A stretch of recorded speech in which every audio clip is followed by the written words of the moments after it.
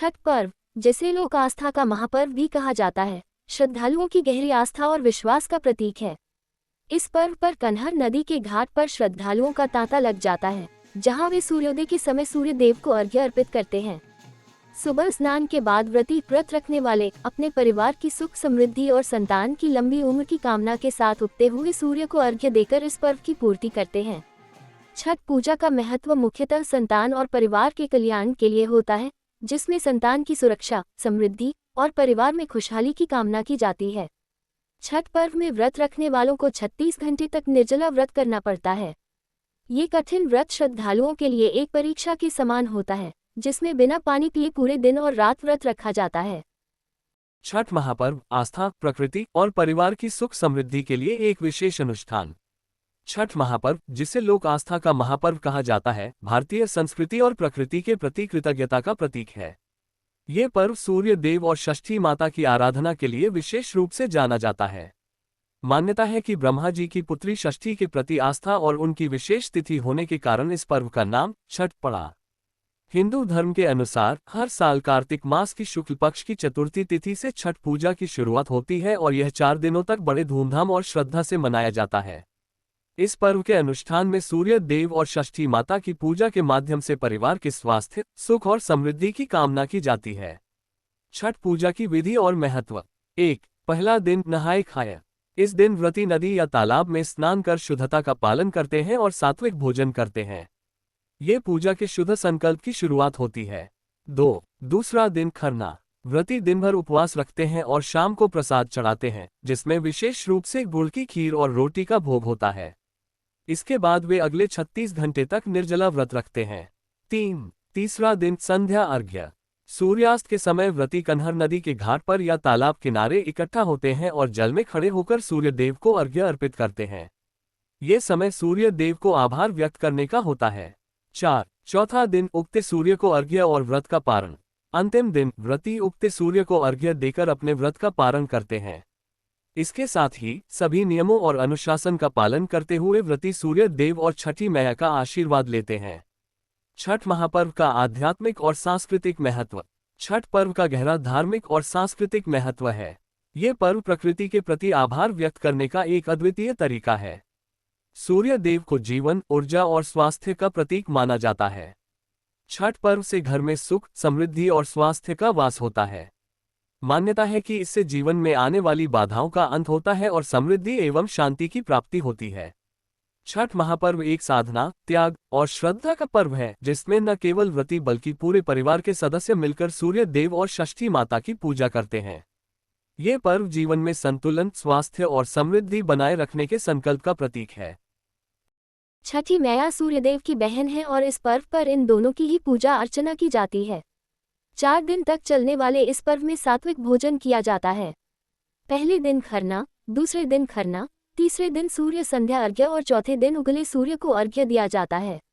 महापर्व छठ को मनाए जाने के पीछे कई कहानियां प्रचलित हैं। आइए इनमें से कुछ कहानियां आपको बताते हैं। सबसे पहले किसने की छठ पूजा। इन 4 कथाओं से जाने आखिर क्यों मनाया जाता है छठ पर्व।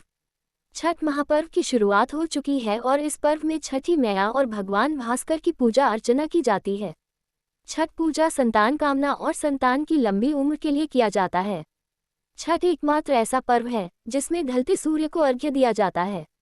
आइए 4 कथाओं से जानते हैं आखिर क्यों की जाती है छठ पूजा और इस पूजा से क्या लाभ मिलता है। कार्तिक मास की चतुर्थी तिथि नहाय खाय से लेकर सप्तमी तिथि उगते सूर्य को अर्घ्य देने तक छठ पर्व मनाया जाता है। इस दौरान भगवान भास्कर और छठी मैया की पूजा अर्चना की जाती है। छठ पूजा खास तौर पर संतान की कामना और लंबी उम्र के लिए की जाती है। छठी मैया सूर्यदेव की बहन है और इस पर्व पर इन दोनों की ही पूजा अर्चना की जाती है। 4 दिन तक चलने वाले इस पर्व में सात्विक भोजन किया जाता है। पहले दिन खरना, दूसरे दिन खरना, तीसरे दिन सूर्य संध्या अर्घ्य और चौथे दिन उगले सूर्य को अर्घ्य दिया जाता है। महापर्व छठ को मनाए जाने के पीछे कई कहानियां प्रचलित हैं। आइए इनमें से कुछ कहानियां आपको बताते हैं। छठ पूजा कथा। राजा प्रियंवद की छठ कथा। पुराणों के मुताबिक राजा प्रियंवद को कोई संतान नहीं थी। महर्षि कश्यप ने पुत्र प्राप्ति के लिए यज्ञ कराए और यज्ञ आहुति के लिए बनाई खीर प्रियंवद की पत्नी मालिनी को दी। बाद में मालिनी को पुत्र हुआ, लेकिन वह मृत पैदा हुआ। प्रियंवद बहुत दुखी हो गए। वह पुत्र को लेकर शमशान गए और पुत्र वियोग में अपना प्राण त्यागने की कोशिश की। उसी वक्त भगवान ब्रह्मा की मानस पुत्री प्रकट हुई। राजा ने पूछा कि आप कौन हैं? उन्होंने कहा, सृष्टि की मूल प्रवृत्ति के छठे अंश से उत्पन्न होने के कारण मैं षष्ठी हूँ। राजन, तुम मेरी पूजा करो और इसके लिए दूसरों को भी प्रेरित करो तो तुम्हें इस दुख से मुक्ति मिल जाएगी। इसके बाद राजा ने पुत्र इच्छा से देवी षष्ठी का व्रत किया और उन्हें पुत्र रत्न की प्राप्ति हुई। तभी से षष्ठी यानी छठी मैया की पूजा होती चली आ रही है। सूर्य पुत्र कर्ण की छठ कथा। एक अन्य मान्यता के अनुसार छठ पर्व की शुरुआत महाभारत काल में हुई थी। सबसे पहले महादानी सूर्यपुत्र कर्ण ने सूर्य देव की पूजा शुरू की थी। कर्ण बिहार के आंध्र प्रदेश वर्तमान भागलपुर के राजा थे और सूर्य और कुंती के पुत्र थे। सूर्यदेव से ही कर्ण को दिव्य कवच और कुंडल प्राप्त हुए थे, जो हर समय कर्ण की रक्षा करते थे। कर्ण भगवान सूर्य के परम भक्त थे और वह प्रतिदिन घंटों कमर तक पानी में खड़े होकर सूर्य को अर्घ्य देते थे। सूर्य की कृपा से ही वह महान योद्धा बने। आज भी छठ में अर्घ्य दान की यही परंपरा प्रचलित है। द्रौपदी की छठ कथा। छठ पर्व के बारे में एक कथा है। कथा के अनुसार महाभारत काल में द्रौपदी परिवार की सुख शांति और रक्षा के लिए छठ का पर्व बनाया था। जब पांडव अपना सारा राजपाट जुए में हार गए, तब द्रौपदी ने छठ व्रत रखा। उनकी मनोकामनाएं पूरी हुई और पांडवों को राजपाट वापस मिल गया। लोक परंपरा के अनुसार सूर्य देव और छठी मैया का संबंध भाई बहन का है, इसलिए छठ के मौके पर सूर्य की आराधना फलदायी मानी गई है। माता सीता की छठ कथा। पौराणिक कथा के अनुसार ऋषि मुकुल ने माता सीता को छठ व्रत करने को कहा था। आनंद रामायण के अनुसार जब भगवान राम ने रावण का वध किया था, तब राम जी पर ब्रह्म हत्या का पाप लगा था। इस हत्या से मुक्ति पाने के लिए कुलगुरु मुनि वशिष्ठ ने ऋषि मुकुल के साथ राम और सीता को भेजा था। भगवान राम ने कष्टहरणी घाट पर यज्ञ करवाकर ब्रह्म हत्या के पाप से मुक्ति दिलाई थी। वहीं माता सीता को आश्रम में ही रहकर कार्तिक मास की षष्ठी तिथि को व्रत करने का आदेश दिया था। मान्यता है कि आज भी मुंगेर मंदिर में माता सीता के पैर के निशान मौजूद हैं।